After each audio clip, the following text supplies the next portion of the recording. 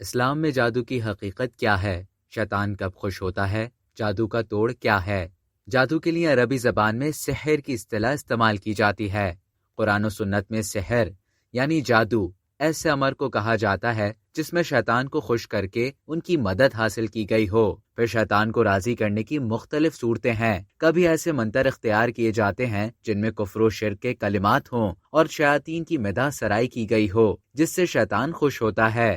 رسول اللہ صلی اللہ علیہ وسلم پر یہودیوں کا سحر کرنا اور اس کی وجہ سے آپ صلی اللہ علیہ وسلم پر بعض آثار کا ظاہر ہونا اور بذریعہ وحی اس جادو کا پتہ لگنا اور اس کا ازالہ کرنا احادیث صحیحہ سے ثابت ہے۔ صحیح بخاری میں ایک حدیث ہے جو دوسری حدیث کی کتابوں میں بھی درج ہے کہ ایک موقع پر نبی کریم صلی اللہ علیہ وسلم بھی جادو کے اثر میں رہے۔ اسلام میں جادو سیکھنا اور جادو کرنا دونوں ہی کفر قرار دیا گیا ہے، اس لیے جو کوئی بھی جادو کرتا ہو اس کے لیے شریعت میں بہت سخت سزا رکھی گئی ہے۔ اگر کوئی جادو پر عمل کرتا ہوا پکڑا جائے اور وہ توبہ نہ کرے اور جادو کرنا نہ چھوڑے تو اس کی سزا موت ہے۔ اس قانون کی بنیاد اللہ کے نبی صلی اللہ علیہ وسلم کی یہ حدیث ہے جس کے راوی حضرت جندب ابن کعب رضی اللہ تعالی عنہ ہیں۔ جادو کا اثر تب واقع ہوتا ہے جب اللہ تعالیٰ کا حکم ہو، کیونکہ کائنات کی ہر چیز اللہ تعالیٰ کے حکم کی محتاج ہے۔ جادو حضور اکرم صلی اللہ علیہ وسلم پر بھی کیا گیا تھا، لیکن اللہ تعالیٰ نے آپ صلی اللہ علیہ وسلم کو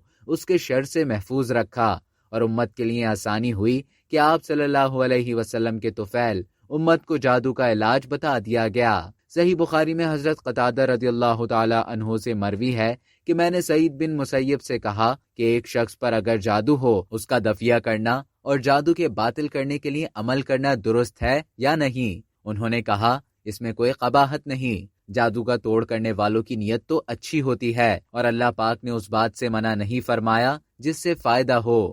اب تک کے لیے اتنا ہی۔ مزید اسی طرح کی معلومات حاصل کرنے کے لیے ڈیلی جنگ کے یوٹیوب چینل کو سبسکرائب کریں اور فیس بک کے پیج کو لائک کرنا نہ بھولیں۔